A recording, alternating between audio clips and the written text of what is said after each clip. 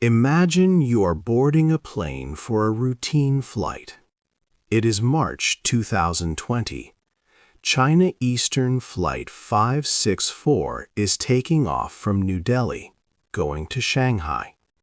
The 200 passengers on board are unaware that this will be the last direct passenger plane between two giant nations for over 4.5 years. This chapter opens with the eerie final journey of this plane, a flight that seemed so normal. For years to come, the air travel route between India and mainland China would remain silent, a quiet space in the sky where planes once flew daily. This situation was not only surprising, but also unprecedented in modern times. India and China, two massive countries, are home to about 1/3 of all the people on Earth. It seems strange that they would have no direct flights. Logically, such large populations should mean many travelers and frequent planes. Indeed, in December 2019, there were about 539 direct commercial flights every single month between these two nations. But then, this number dropped suddenly to absolute zero. These two powerful nations completely stopped their aerial connections, effectively severing their ties in the sky for a long, unexplained period. The first reason for this sudden halt in connectivity was the global COVID-19 pandemic. In March 2020, both India and China, like many other countries, banned all international arrivals to slow the spread of the virus. This made sense then. However, after about 2 years, India began allowing regular international travel again. China followed suit a year after that, opening its borders to the world once more. Most flights to and from other countries slowly began to fly again, bringing people and goods across continents. Yet the planes between India and China remained on the ground. This long freeze was no longer just about public health. There was a hidden, much deeper reason for this lasting silence in the skies. As we move forward in this story, we will be transitioning from understanding a simple health-related pause to uncovering the true, underlying cause of this long and complete shutdown. What dark and violent event in remote freezing mountains caused these two nuclear-armed powers to lock their doors to one another? What happened high up in the desolate Himalayas that made such a deep cut in their relationship, stopping all direct planes and causing years of diplomatic and economic strain? The answer lies not in a virus, but in a serious and bloody clash that changed everything between them, making their shared sky silent for years. 2. A big fight. In June 2020, a problem began in the Galwan Valley. Indian soldiers went to a disputed area. They went to check if Chinese soldiers had moved back, as they had promised. But Chinese soldiers had built a new structure there. Indian soldiers began to take it apart. A big fight then started. This fight was strange. A 1996 rule banned guns and bombs near the border, so they used stones, sticks, and clubs to fight. This confrontation was very bad. It was the first time in 45 years soldiers had died there. 20 Indian soldiers lost their lives. Many Chinese soldiers also died, estimated between 35 and 43. Each country blamed the other for starting the fight. This border has a long, difficult history. It is the longest territorial dispute in the world. The eastern part has the McMullen Line, which China never accepted. In the west, there is a large, dry area called Aksai Chin. India says it owns Aksai Chin, but China controls it. This high desert area is very cold and inhospitable, with little air to breathe, but it holds an important road for China to move soldiers. A short, deadly war broke out here in 1962. Today, there is an invisible line called the Line of Actual Control, or LAC. This line is unofficial, and both countries do not fully agree on its exact location. There is no safe zone between the armies. Because of this, soldiers from both sides often meet face to face. They patrol the same spots, each claiming the land. This often leads to tense moments. The tragic deaths in Galwan Valley changed everything. Decades of uneasy peace were shattered. It showed the border could be very dangerous, even without guns. The freezing, dark mountains became a place of deep sadness and anger. After the clash, the situation worsened quickly. Both governments sent many more soldiers to the region. Tens of thousands of angry troops and heavy tanks arrived. China quickly built new roads and permanent living places for many soldiers in Aksai Chin. This escalation happened very fast. With so many armed forces now on both sides, how close were these two large nations to an all-out war? 3, money and rules. After the border fight, India quickly decided to punish Chinese businesses. This was a direct retaliation for the violence. India banned hundreds of popular Chinese apps, like TikTok, from its markets. They also stopped a big Chinese phone company, Huawei, from providing services in their telecommunications networks. India even started investigations into many Chinese companies for not following tax rules. India also made it very difficult for Chinese citizens to get visas. They stopped online applications, making everyone apply in person. This caused the number of visas issued by India to Chinese people to fall from about 200,000 in 2019 to only about 2,000 in early 2024. Also, reporters from both countries lost their visas, meaning no Indian journalists worked in China and no Chinese journalists worked in India. But a strange paradox quickly appeared. Even with all these harsh bans and restrictions, India still deeply relied on China. India imports a massive $121 billion worth of goods from China every year. This amount is larger than what India imports from Russia, the United States, and the UAE combined. However, China imports only $18 billion worth of goods from India. This huge difference shows a clear asymmetry in their trade relationship. India needs Chinese imports for very important industries. These include electronic parts, vital ingredients for pharmaceutical medicines, solar panels, and heavy industrial machines.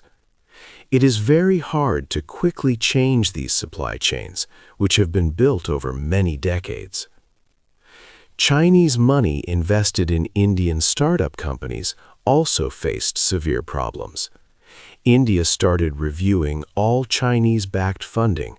This forced major Indian tech companies, some of which had received billions of dollars from Chinese investors, to change who owned them. The message was clear. Chinese money was no longer welcome in India's fastest-growing business areas. Many Chinese firms, including phone makers, found it hard to operate. Some even moved their regional work to other countries like Vietnam or Bangladesh. This situation created a big question. Can a country truly cut off its biggest trading partner to make a political statement, or will such actions end up harming its own economy in the process? 4. 2 different ways. While direct flights stopped, India and China began to move in very different directions. Why was China's international travel shrinking, But India was building many new airports and buying more airplanes. This big change showed a lot about their different futures and how their economies were moving. China's economy, which used to grow very fast, started to slow down significantly. People spent less money, and international travel from China became very depressed. For instance, flights from China to the United States and Canada went down by 63%. Flights to France decreased by 57%, and even to Taiwan, they dropped by 70%. Beijing Capital International Airport, which was once the world's second busiest airport in 2019, fell far down to 23rd place by 2023. This was also because many Western airlines could not fly over Russian airspace, forcing them to take longer, more expensive routes that bypassed China. This made flights to China less common and more costly. In sharp contrast, India was experiencing a huge boom in travel and new building projects. Delhi's Indira Gandhi International Airport climbed from 16th busiest globally in 2019 to the 10th busiest in 2023. Since 2014, India more than doubled its total number of airports, going from 74 to 148. The government spent a large amount of money on new railways and roads, improving the country's travel infrastructure. India's population also continued to grow, officially becoming larger than China's population, which was starting to shrink. Indian airlines aggressively expanded to meet this rising demand. In 2023, for example, the Indian airline Indigo made a very large order for 500 Airbus A320 aircraft. With only about 3% of the Indian population having ever flown, the chance for future aviation growth in India was huge, pushing its economic trajectory upwards. This split created a lot of human pain and difficulty. Many students, business travelers, pilgrims, and families found themselves separated.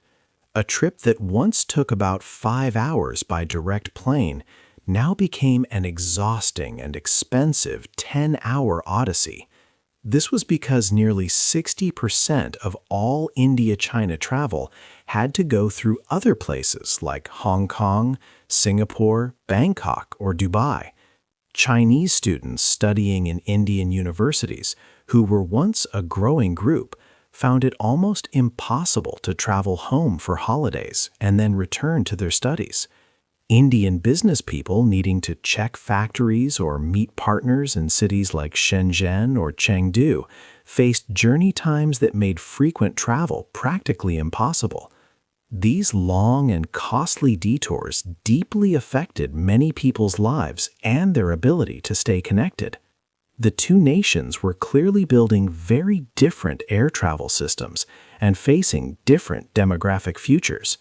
With India's skies getting more and more crowded with planes, and China's skies remaining quieter, who truly had the advantage in this unusual standoff? Who would be the first to change their mind and find a way to reopen the direct air links? 5. Building new roads.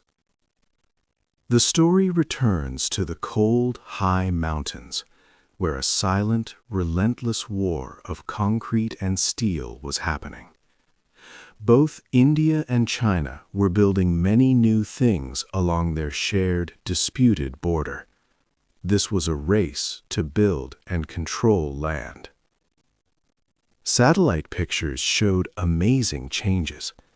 China was quickly building new villages close to the border. These were not just simple towns. Experts saw them as dual-use outposts, meaning they could be used by both civilians and the military. They helped China make its territorial claims stronger. These new military camps had special oxygen systems, hidden bunkers, and places for drones. This showed that China planned to stay there forever, not just for a short time. China also built roads and barracks for up to 120,000 soldiers in the Oxai Chin region, making their presence permanent. India was also building at a very fast pace. It had learned a hard lesson from the past.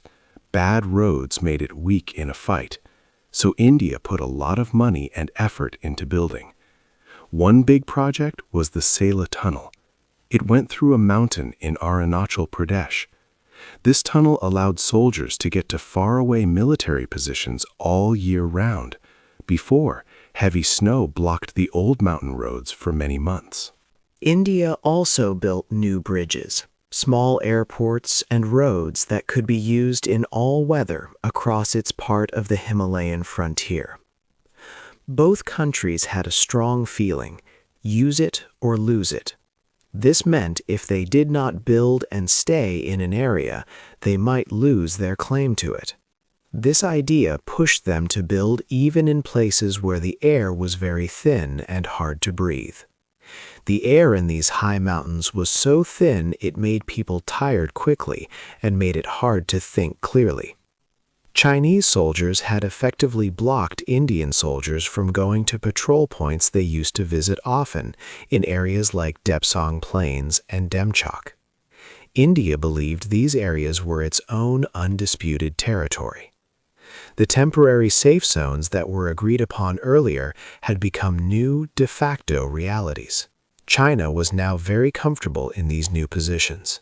This building race created a strange situation, a geopolitical stalemate. China had made its position strong along the border with huge buildings, and now wanted things to go back to normal, but India would not agree easily. India saw China's actions as taking land. India said that first the border must be stable, and all soldiers must move back to how things were before 2020. Only then could normal business restart. As both armies built their positions forever and refused to step back, it seemed the border would never fully open again. What could possibly break this strong, frozen deadlock? 6. A surprise change. An unexpected change came from far away, shaking up the world. Donald Trump became the President of the United States again. His return caused big changes in global trade. He put new heavy tariffs on Indian goods. These taxes were 50% on many Indian products. This happened in August 2025. The U.S. said it was because India kept buying oil from Russia, even with Western rules against it. These new taxes quickly changed how India saw its friends in the West. India's good relationship with Washington had been growing for a long time. They worked together with countries like Japan and Australia. But now this relationship suddenly felt less strong. If the United States could put such big taxes on a close friend, India felt its trust in Western allies was shattered. The idea that America was India's most secure economic partner needed to be thought about again. China saw this big geopolitical event as its chance. Beijing quickly showed that it was watching. China said that India's problems with President Trump were a good time to show that China could be a more steady and helpful economic partner. Chinese officials spoke of working together and how important it was for big countries in the global South to have a fair world order. For Prime Minister Modi, this situation gave him a new reason to act. It was usually hard to make friends with Beijing again because of what happened at the border. Many people in India still felt angry about the conflict, but now, with problems growing with America, it became easier to talk about having more friends. Making a new rapprochement with China was not just about what was happening in the world. It could also show that India makes its own choices and is not tied to one group of friends. This was India's long-held idea of strategic autonomy. Modi used the tension with America to make a pivot back towards China. But will this smart political game actually work, or will it cause more problems and leave India alone in the end? 7. Friends again. The long silence between India and China finally ended. In late 2024, a big step happened. Both countries agreed on new rules for soldiers at their border. This helped calm down difficult areas like Depsang Plains. It was a careful move to stop more problems. Soon after, Prime Minister Modi of India and President Xi Jinping of China met in Russia. It was their first important talk in 5 years. They both said they wanted to reset their relationship. They agreed their differences should not ruin everything. Then, in 2025, a new catalyst changed things. Donald Trump became President of the United States again. He put new, heavy tariffs on Indian goods. This made India rethink its friendships. China saw this moment as a chance to improve their ties with India. This situation gave India a political reason to talk to China. Many people in India had been angry with China. But with new challenges from America, India needed to find other partners. In August 2025, China's Foreign Minister Wang Yi visited New Delhi. This visit was important. They agreed to restart direct flights and make getting visas easier. Old border markets would also reopen. A very important agreement was the return of the holy pilgrimage to Kailash Manasarovar in Tibet. This trip was deeply missed by many Indian families.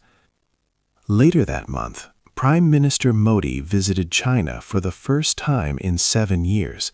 He landed in Tianjin. Modi and Xi met again. Xi used the idea of a dragon-elephant tango, meaning India and China could work together. Modi said India saw China as a partner, not a rival. He made it clear that no other country would influence their relationship. These meetings brought great hope. Families separated for years felt relief. Business owners who had faced difficulties saw new possibilities.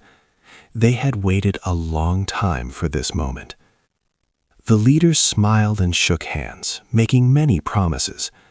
But the big question remained: would the planes actually fly? Or were these just hopeful words on paper? 8. Planes in the sky. On October 26, 2025, a special plane took off. It was an Indigo flight from Kolkata, India, heading to Guangzhou, China. This flight marked the end of a very long silence in the skies. For 1,681 days, no direct commercial passenger planes had flown between these two big countries.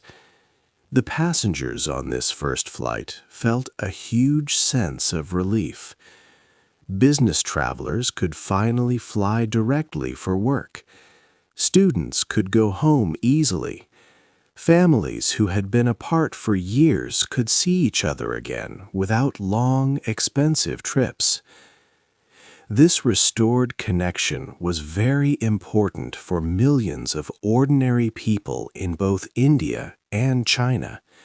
It meant that life could start to feel normal again after a long, abnormal time. However, the return of flights did not mean all problems were gone. The conclusive end to the flight ban was a big step, but a hard truth remained. Tens of thousands of soldiers from both countries were still facing each other. They stood on high mountains along the border, watching with suspicion. Many new roads, bunkers, and military camps had been built there. These structures were permanent. They showed that neither side was ready to fully back down. The main dispute about the borderland was still not solved. Even with new talks, some areas called buffer zones still kept Indian soldiers from patrolling parts of the land they felt was theirs. These issues made the future of peace very fragile. The planes flying again showed a new way forward. It was a step toward solving problems. Both countries needed each other for trade and for people to connect. But this was not yet a full reconciliation. The future of their relationship would still be a difficult path. Do you think this newly opened airspace will lead to lasting peace, or is it just a temporary pause before the next major conflict? Let us know your thoughts in the comments below. Hey there! Just a second before you go. If you learned something new today, please give this video a like, write your thoughts in the comments, and subscribe to the channel. It only takes a second, and it really, really helps to create even better English videos for you. Your support means the world. Thank you.